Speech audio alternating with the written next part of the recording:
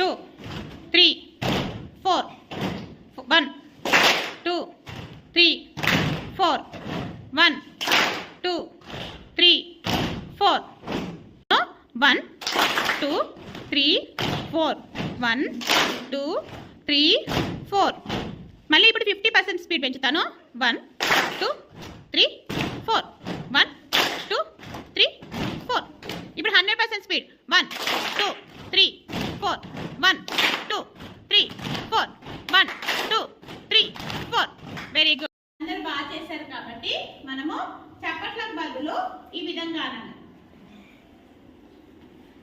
అంటే వీళ్ళందరికీ అప్రిషియేషన్ అన్నట్టు. అందరికీ ఇప్పుడు అందరితో పాటు నేను కూడా బాగా చేశానని మీరు అనుకుంటారు కదా, అప్పుడు ఇలా ఇలా అనుకోవాలి.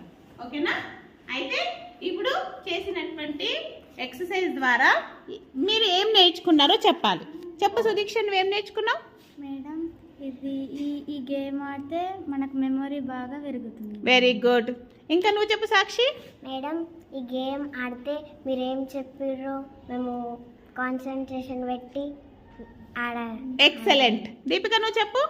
మేడం, మనం ఇప్పుడు ఈ గేమ్ ఆడితే కాన్ఫిడెన్స్ తోటి ఆడాలి, ఇంకా మెమొరీఫుల్ తోటి ఆడాలి. Very good. ఇంకా నువ్వు చెప్పు. మేడం, డిసిప్లిన్ నేర్చుకుంటాం మేడం ఈ గేమ్ ద్వారా. Very good. డిసిప్లిన్ అనేది నేర్చుకుంటున్నావు. నువ్వు చెప్పు మేఘనా. మేడం, మీరు చెప్పింది వింటే మనకి బాగా ఎక్సర్సైజ్ అవుతుంది. ఎక్సర్సైజ్ అవుతుంది. స్నేహ నువ్వు చెప్పు. మేడం, ఈ గేమ్ ఆడినప్పుడు మీరు చెప్పిన దాన్ని ఫాలో అయ్యి కాన్సన్ట్రేషన్, ఏకాగ్రత. ఓకే. శ్రావ్య నువ్వు. ఈ గేమ్ ఆడితే మనకు మెమొరీ పెరిగి స్కిల్స్ నేర్చుకుంటాం. స్కిల్స్ నేర్చుకోవడం అనేది ఓకేనా? ఇప్పుడు ఈ గేమ్ అనేది మీరు అందరికీ పర్ఫెక్ట్గా అర్థమైంది. దీని ద్వారా మనకి ఏం అర్థమైందంటే నువ్వు చెప్తావా ప్రీతిగా? చెప్పు. మేడం, ఈ గేమ్ వల్ల డిసిప్లిన్ నేర్చుకోవచ్చు మేడం, అన్ని రకాల అన్ని నేర్చుకోవచ్చు madam. Very good. Okay. Game ఆడితే మెమరీ పెరుగుతుంది మేడం, కాన్సన్ట్రేషన్ ఎట్లా పెట్టాలో అర్థమవుతుంది.